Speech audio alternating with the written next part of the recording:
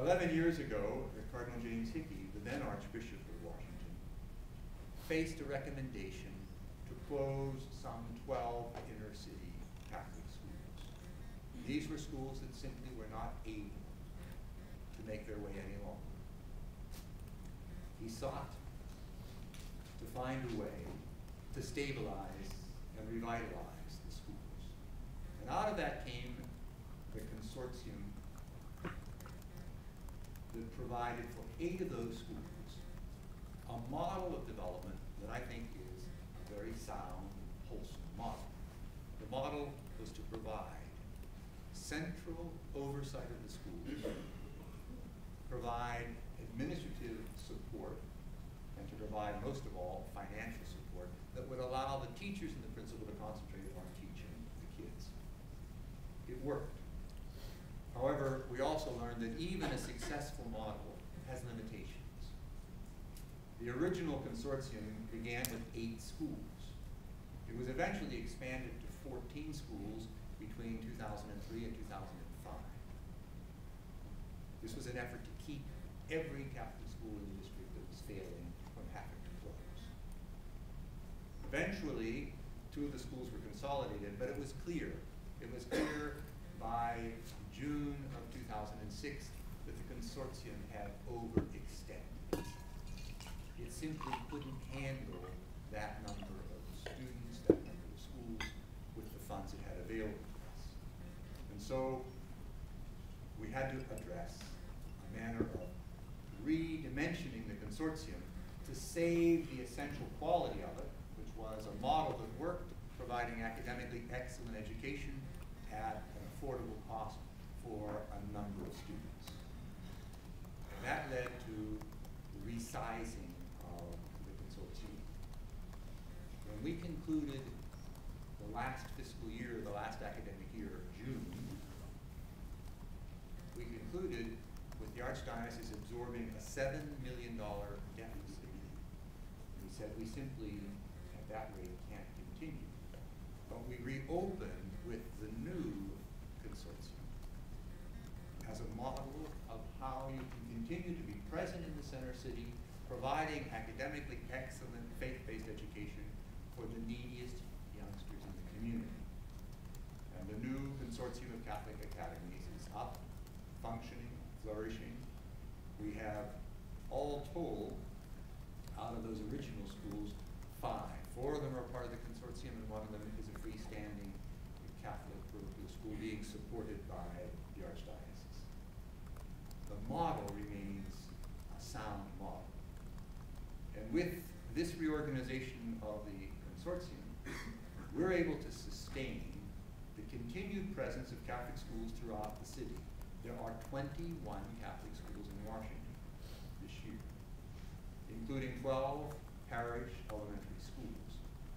And these ensure that the low-income children in this community have access to a school, and that those schools have access to the needed financial and administrative resources. This year alone, $3 million has been committed to those schools that make up the consortium of Catholic academies. $2 million from donors that we work with, and $1 million from the Archdiocese. But the consortium is just one of a variety of models, innovative models, that we are using to try to support, strengthen, and nurture our Catholic elementary schools within the district. One of them, Holy Redeemer School, is in its 2nd year as a Magnificat school. This is a unique 5-year partnership between and among the school, the Archdiocese, and the University of Notre Dame.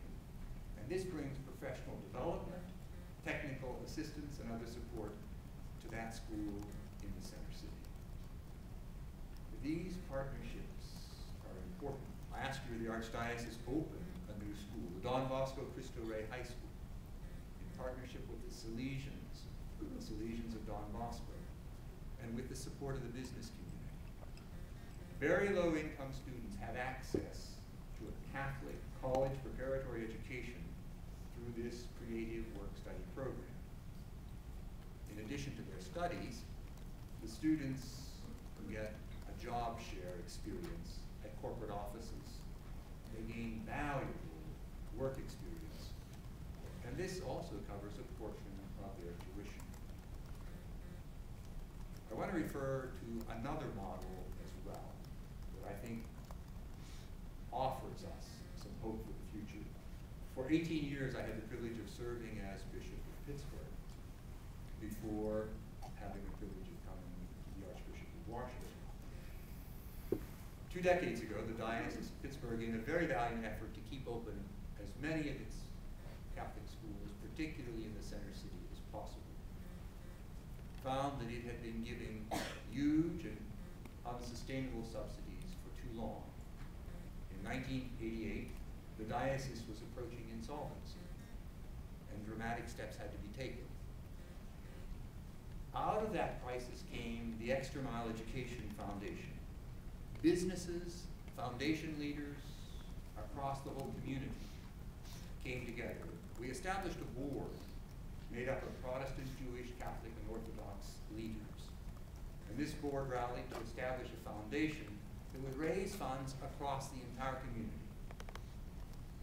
They would go to foundations, corporations, businesses, families, and ask for the support to keep open those center city schools.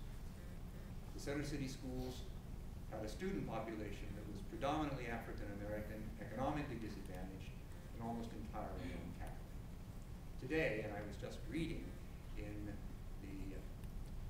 Pittsburgh Catholic, the diocesan paper, a report on the schools, the most recently published report on the Extra Mile Foundation.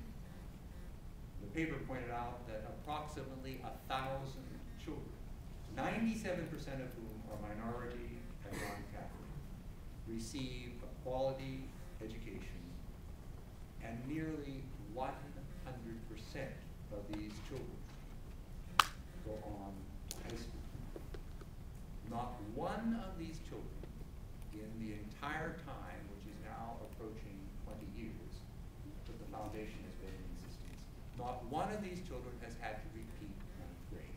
The first time I was given that statistic, I wasn't impressed at all, until I found out that it's quite unique that you can have children coming up out of the center city, complete 8 grades, and not have to repeat something as they go on to 9th grade into high school. Close to 100% of those children graduate from whatever high school they go to if they have the experience of being a part of that educational program. It's truly a model of collaborative effort with the whole community. I cite just those two. The Extra Mile Education Foundation and the Consortium of Catholic Academies are among the many models that exist across the country to demonstrate that it is not only possible to engage the wider civic and business communities in the work of saving the Catholic schools that serve the needy, but that it can be done well.